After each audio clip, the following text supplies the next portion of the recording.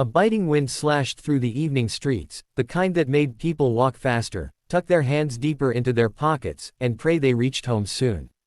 But for Daniel Hayes, slowing down was the only choice. He'd been running on fumes for months, and tonight his body finally felt it.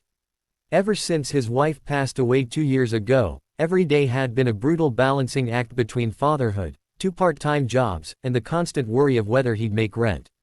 Still, there was something in him, something unbroken, that refused to let the world harden his heart. He tightened his frayed jacket around himself as he approached the bus stop. The sky hung low and gray, and the cold seemed to creep straight into his bones. But then he saw her. A woman stood alone by the bench, hugging her arms tightly around her body. She had no gloves, no hat, not even a proper coat, just a thin blouse and a skirt that clearly weren't made for winter. Her teeth chattered so hard he could hear it from a few feet away. Daniel hesitated. He needed his coat. It was the only decent one he owned. But she looked colder than he felt, and something about the way she stood there, trembling yet trying to keep her head high, tugged at him. "You okay?" Daniel asked gently. She tried to smile, but her lips were too stiff. I'll be fine. Just waiting for the bus." "You're freezing." "It's my fault," she replied quietly. "I rushed out this morning with the wrong outfit, and my car broke down earlier. Can't seem to catch a break today." Daniel understood the feeling all too well. Without overthinking it, he slipped his coat off and draped it over her shoulders. She gasped and tried to refuse, but he shook his head. "Please," he said. "I insist." Her eyes softened, full of surprise and something he couldn't name. "Thank you, really." "No problem," he said, rubbing his arms, already feeling the cold bite. "Just try to stay warm." The bus arrived, and before he could step away, the woman hesitated, staring at him as if memorizing his face. "Can I at least get your name?" she asked. Daniel Hayes." She gave a small nod. "I'm Claire. And, thank you again." The doors closed, and she disappeared behind the fogged window. Daniel shivered on the sidewalk, waiting for the next bus that wouldn't arrive for another 20 minutes. He had no idea his life had just shifted. The next morning was chaos as usual, getting 6-year-old Emma ready for school, packing her half-broken lunchbox, and finding enough quarters to get a load of laundry done before work. Daniel worked at a local hardware store, stocking shelves and helping customers find things he barely had energy to care about. But he pushed through because he had to. Around noon, the store phone rang. His manager waved him over.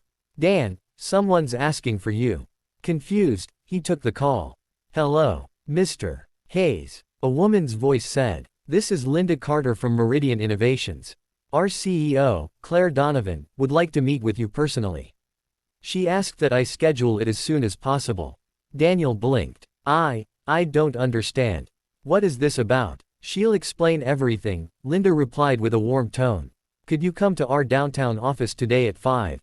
He almost said no. He couldn't afford to miss shifts, and Emma's after-school care ended at 5. But something in the secretary's voice told him this wasn't a scam. I'll try to make it. At 5 o'clock sharp, Daniel pushed through the glass doors of Meridian Innovations, one of the most prestigious companies in the state. He felt painfully out of place, dressed in his old shirt and worn-out work boots. The lobby alone looked like something out of a magazine. The receptionist smiled as if she had been expecting him. "Mr. Hayes, right this way." She led him to a top-floor office with floor-to-ceiling windows. Standing there, looking nothing like the trembling woman from last night, was Claire.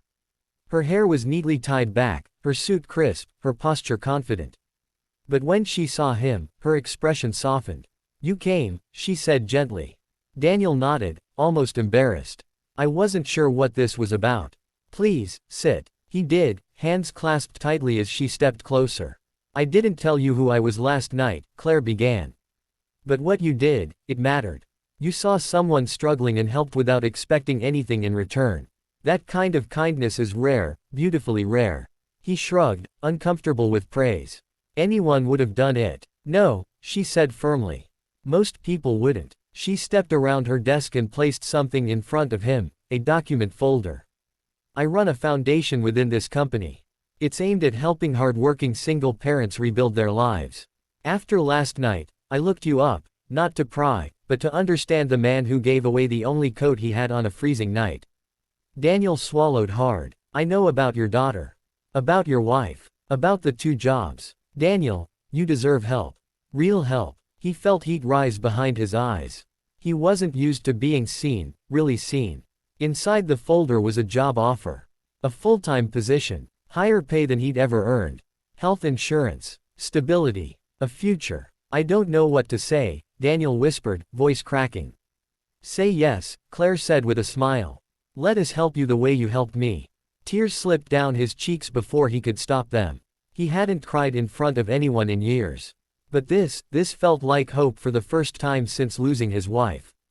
Thank you, he choked out. Thank you so much. Claire stepped forward and placed a gentle hand on his shoulder. You saved me last night, Daniel. Not physically, but emotionally.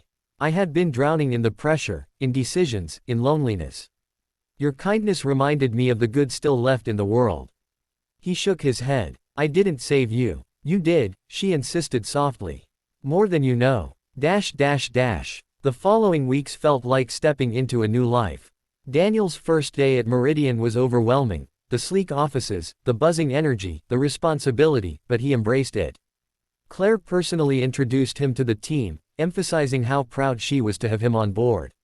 Word spread quickly about the CEO's mysterious coat story, though she never told the full details. Emma noticed the changes immediately.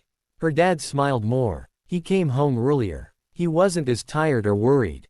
For the first time in a long while, their small apartment felt warm, not because of temperature, but because of hope.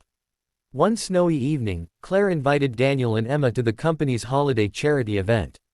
Emma, in her tiny red dress, clung shyly to her father's hand as they stepped inside the ballroom. Claire greeted them instantly, kneeling to Emma's level. You must be Emma, she said warmly. Emma nodded. Daddy says you helped us. Claire smiled. Your daddy helped me first.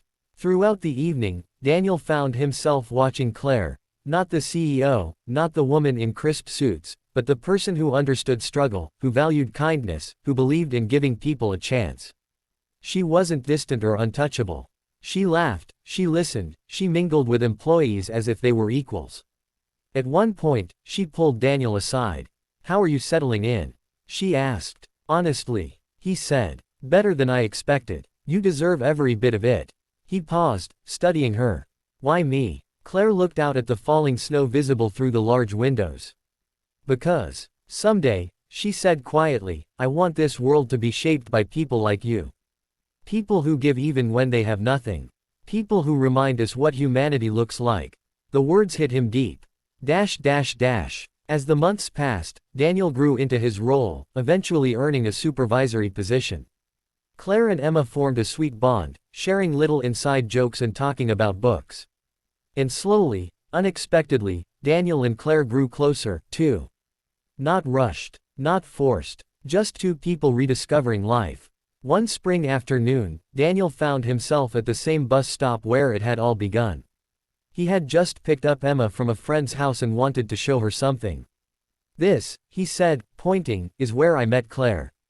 Emma's eyes widened. Here, he nodded. One act of kindness can change everything, sweetheart. Remember that. She hugged his waist. I will, Daddy. As they walked home hand in hand, Daniel knew he wasn't just surviving anymore. He was living. And it all started with a freezing night, a worn-out coat, and a moment of pure humanity, proof that no matter how dark life gets, kindness always finds a way to shine back.